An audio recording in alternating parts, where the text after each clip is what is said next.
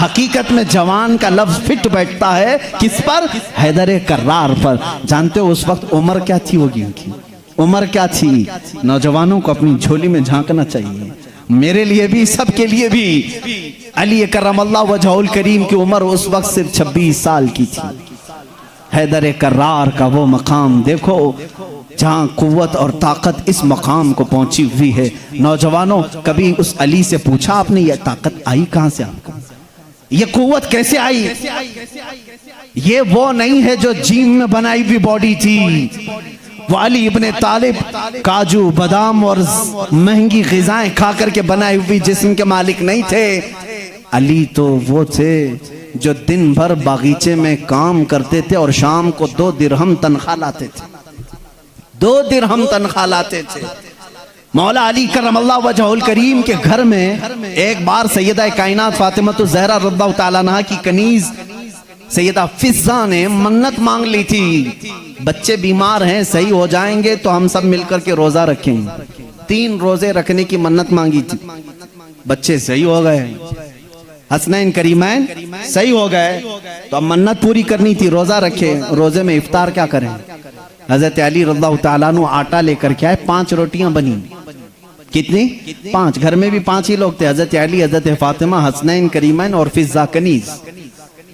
5 روٹیاں بنی، لیکن افطاری کے لیے بیٹھے تھے، اسی وقت ایک باہر سے کسی فقیر نے آواز دی، مسکین ہوں مجھے کوئی کھلا دے۔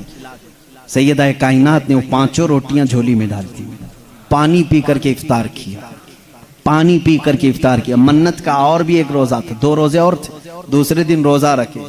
روزے کے عالم میں حضرت علی رضی اللہ تعالیٰ عنہ پھر کام کے لیے چلے گئے باغیچے میں، 2 درہم لے کر کے پھر آٹا لے کر کے آئے۔ آج دفتر خان پر دوسرے دن کا روزہ کیا ہوتا ہوگا؟ یہاں پہلے دن کے روزے میں چکر آتے ہیں، دوسرے دن کے روزے پر دسترخوان پہ پھر 5 ہی روٹیاں تھیں۔ ایک یتیم بچہ آ کر کھڑا ہو گیا، کہا اہل بیت کا گھرانہ ہے، کوئی مجھے کھلا سکتا ہے؟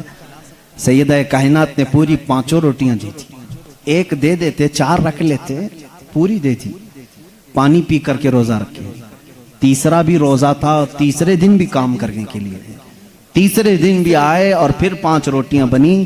آج افطار کے لیے بیٹھے تھے تو جیل سے چھوٹا ہوا ایک قیدی آ گیا۔ پہلے دن مسکین آیا، دوسرے دن یتیم آیا، تیسرے دن ایک قیدی آیا، کہا بڑے دن ہو گئے اچھا کھانا کھا کر کے، میں کہیں اور کیوں جاؤں، میں نے سوچا علی کے گھر جاؤں، یہاں سے کچھ تو مل ہی جائے گا۔ 5 روٹیاں پھر اٹھا کے دے دی۔ 3 دن روزہ بھی اور افطار بھی نہیں، کیا حالت ہوگی؟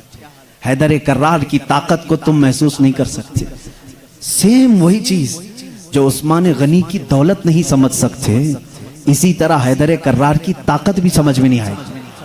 ان کا کیلکولیشن نہیں ہو پائے گا مال کا، اور ان کو تولنے والا کوئی وزن نہیں ہو سکے گا۔ حیدر کرار کی طاقت کیا تھی؟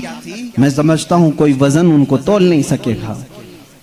اس دن بھی بغیر افطار کیے پانی پر تھے، لیکن پیٹ سے لگ گیا ہے۔ بچے کنارے بیٹھے ہیں، رسول کریم صلی اللہ تعالیٰ علیہ وسلم گھر میں آئے، بات کرنے کی سکت نہیں تھی۔ حضور نے پوچھا یہ کیا حال ہے؟ حضور اکرم صلی اللہ علیہ وسلم ابھی پوچھ رہے تھے، جبرائیل آیت لے کر آ گئے، یطعمون الطعام علی حبہ مسکینا و یتیما و اسیرا۔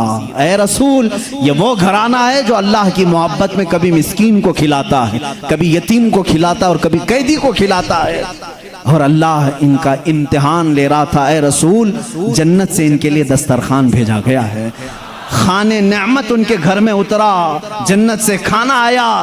کھانا کھانے کے بعد جانتے ہو جبرائیل امین نے بتایا، یا رسول اللہ صلی اللہ علیہ وسلم کہہ دیں مبارک و علی، مبارک و فاطمہ، وہ مسکین آیا، ایک دن یتیم آیا، ایک دن قیدی آیا، وہ کوئی یتیم، کوئی مسکین، کوئی قیدی نہیں تھا، وہ تو اللہ کے فرشتے تھے جو اہل بیت کا امتحان لے رہے تھے۔